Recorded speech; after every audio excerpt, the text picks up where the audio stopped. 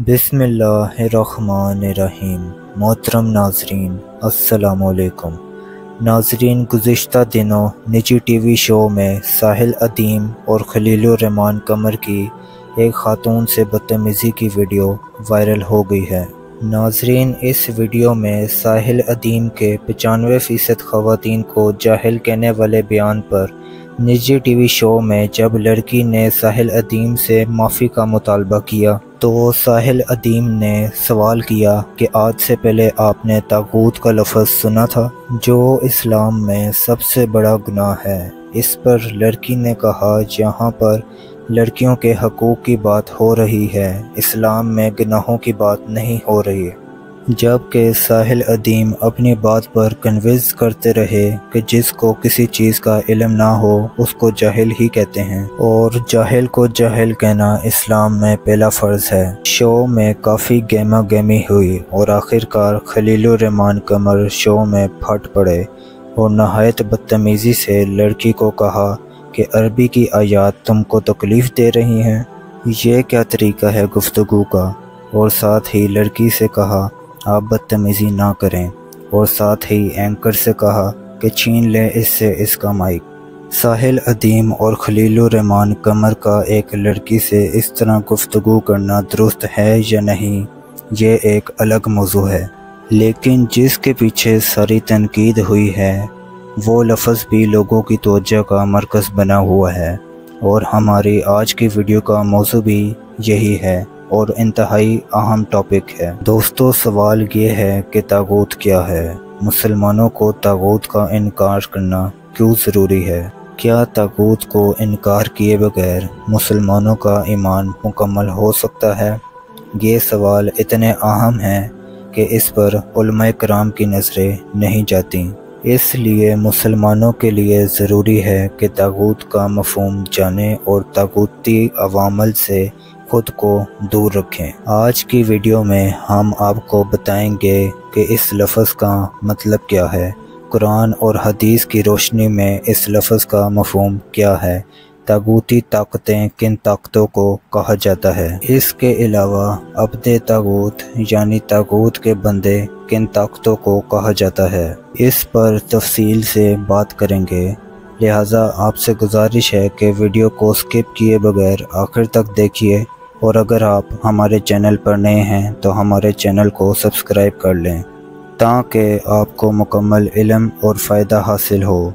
दोस्तों, सबसे पहले हम आपको तागूत का मफ़हूम बताते हैं।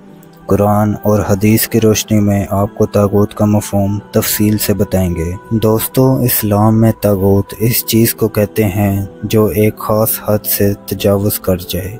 इंसान की ज़िंदगी का मकसद यही है कि वो खालिस अल्लाह ताला की इबादत करे और वो इस हवाले से गलती का शिकार है तो अल्लाह ताला का तकाज़ा है कि वो तौबा और रजू करे, लेकिन उसके बरक्स वो अपने कुफ्र व शिर्क पर दलाइल फराहम करे और लोगों को अल्लाह के रास्ते से हटाने की कोशिश करे और सरकशी करे तो वो शख्सियत बज़ाते खुद तागूत बन जाती है।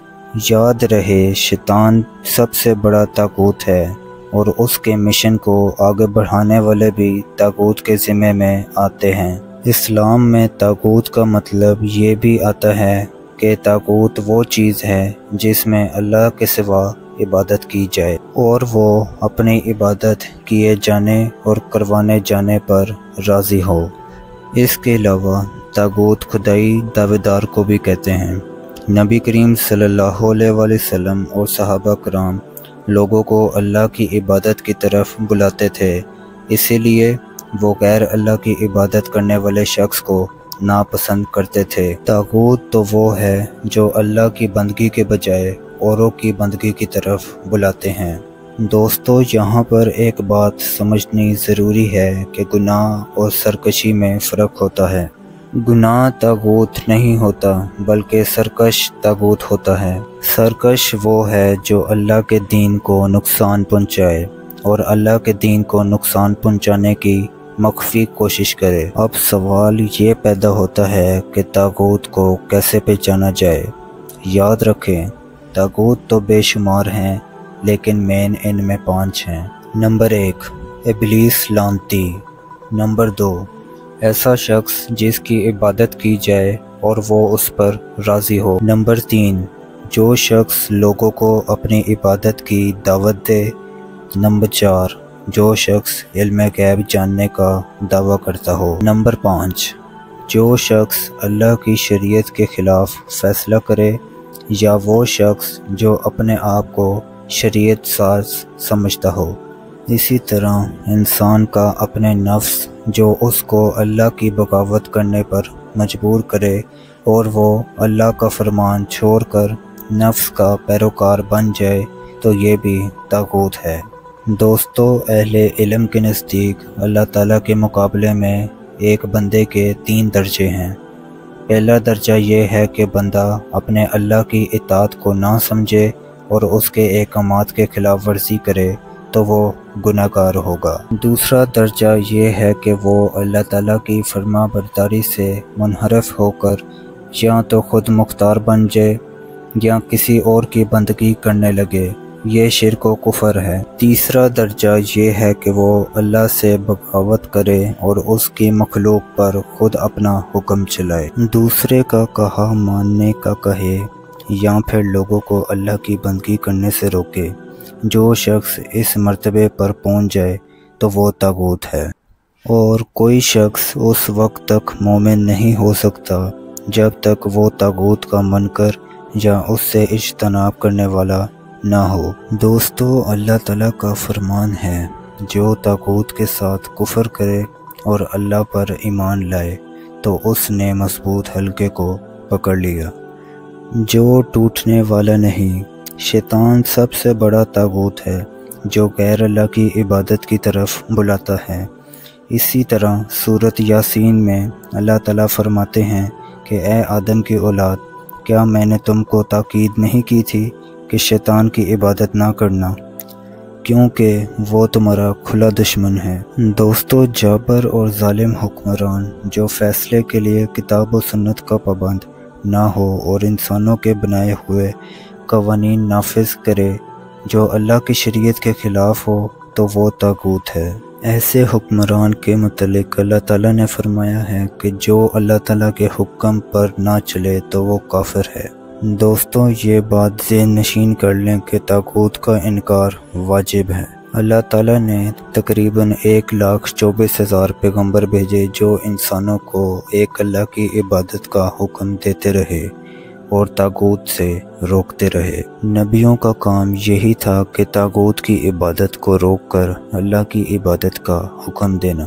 سورۃ نمل کی آیت نمبر 36 میں اللہ تعالیٰ نے فرمایا کہ اللہ کی ہی عبادت کرو اور طاغوت سے بچو۔ تم میں سے بعض ایسے ہیں جن کو اللہ نے ہدایت دی اور تم میں سے کچھ ایسے ہیں جن پر گمراہی ثابت ہوئی۔ اور زمین پر چلتے پھرتے جھٹلانے والوں کا انجام کیسا ہوا۔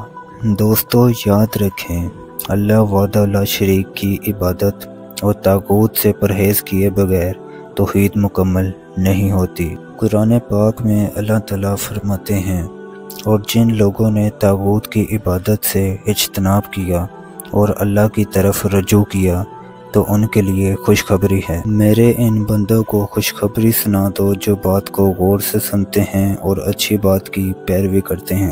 یہ وہ لوگ ہیں جن کو اللہ تعالیٰ نے ہدایت بخشی ہے اور یہی ہیں جو عقل والے ہیں۔ اسی لیے یاد رکھیں کہ طاغوت کی حمایت اور اللہ کی حمایت ایک دوسرے کے دشمن ہیں۔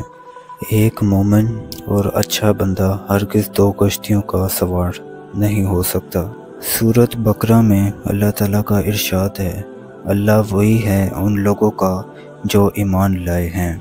اللہ ان کو تاریکیوں سے روشنیوں کی طرف نکالتا ہے، اور جن لوگوں نے کفر کیا ان کے قول طاغوت ہیں، وہ لوگوں کو روشنیوں سے تاریکیوں کی طرف لے کر جاتے ہیں۔ یہ لوگ ہیں آگ والے، یہ اس میں ہمیشہ رہیں گے۔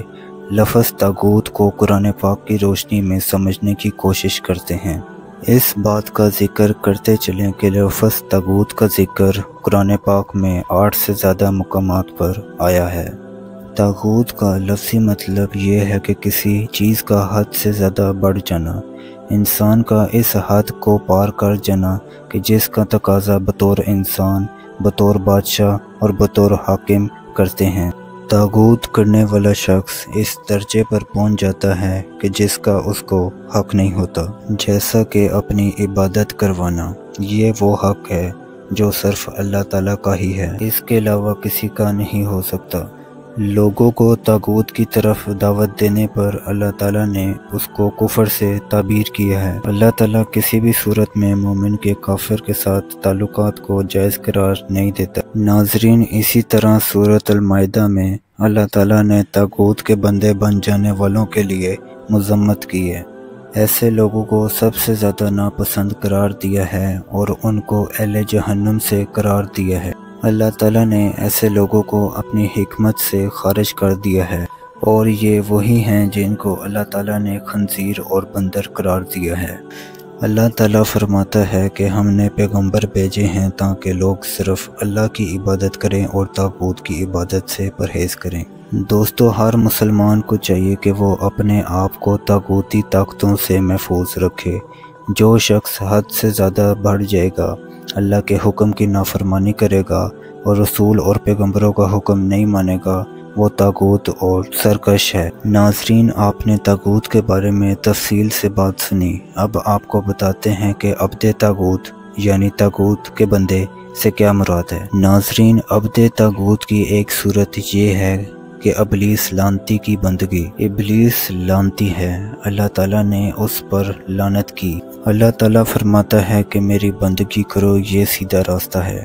یہی وجہ ہے کہ دوران دعوت حضرت ابراہیم علیہ السلام نے اپنے والد سے کہا تھا کہ اے ابا جان، شیطان کی بندگی نہ کریں، بے شک شیطان رحمان کا نافرمان ہے۔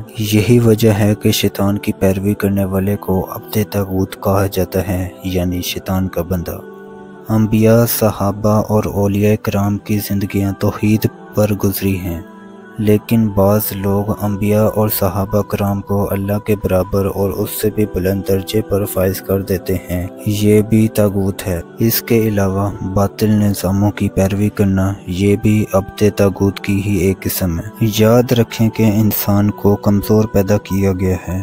وہ کچھ لوگوں کو دنیا میں دیکھتا ہے کہ ان کے پاس بہت سارا مال ہے۔ اللہ تعالیٰ نے ان کو بہت زیادہ دولت، اقتدار اور شہرت عطا کی ہوئی ہے۔ وہ ان سے متاثر ہو جاتا ہے، حالانکہ اللہ تعالیٰ نے اپنی کتاب میں لکھا ہے کہ ان سے کبھی بھی متاثر نہ ہونا اور ان کی طرف آنکھ اٹھا کر بھی نہ دیکھنا۔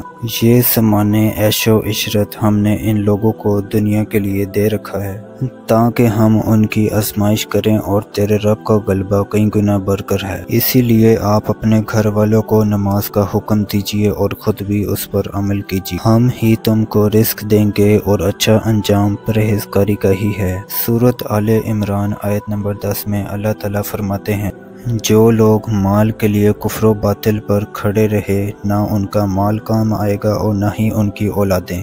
ایسے لوگ ہیں جو ایندھن ہوں گے دوزخ کا اور ہولناک آگ کا۔ اللہ تعالیٰ نے سورۃ نساء کی آیت نمبر 145 میں فرمایا ہے، اور جنہوں نے ایمان کے دعووں کے باوجود کافروں کو اپنا دوست بنا رکھا ہے، ایمان والوں کو چھوڑ کر یہ لوگ ان کی عزت کرتے ہیں، تو یہ یاد رکھیں کہ عزت صرف اللہ کے لیے ہے۔ دوسری جگہ سورۃ آل عمران آیت نمبر 128 میں اللہ تعالیٰ نے فرمایا ہے، ایمان والے کافروں کو اپنا دوست نہ بنائیں، اہل ایمان کو چھوڑ کر اس کا اللہ سے کوئی تعلق نہیں، اور ہم سب نے اللہ تعالیٰ کی ہی طرف لوٹ کر جانا ہے۔ مومنین کو چھوڑ کر مشرکین سے محبت کرنے والے یاد رکھیں کہ نبی کا فرمان ہے، ان کا حشر انہی لوگوں جیسا ہوگا جن سے وہ محبت کرتا ہے۔ دوستو، اس سے معلوم ہوا کہ کفار کے ساتھ محبت رکھنا اور شادیاں کرنا عبد طاغوت ہے۔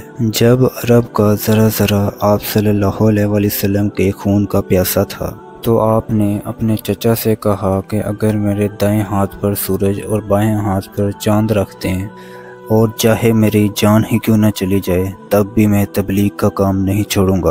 دوستو، یاد رکھیں کہ جن دلوں میں یقین پیدا ہو جاتا ہے ان کے لیے سمندر خشک ہو جاتے ہیں، لاٹھیاں سانپ بن جاتی ہیں، آگ ٹھنڈی ہو جاتی ہے، اور ذبح ہونا چاہیں تو اللہ ان کو بچا لیتا ہے۔ دوستو، اگر انسان اللہ کے حکم نہ مانے اور ہر کام میں اپنی مرضی کرے اور کہے کہ میرا جسم میری مرضی، تو یہ طاغوت ہے۔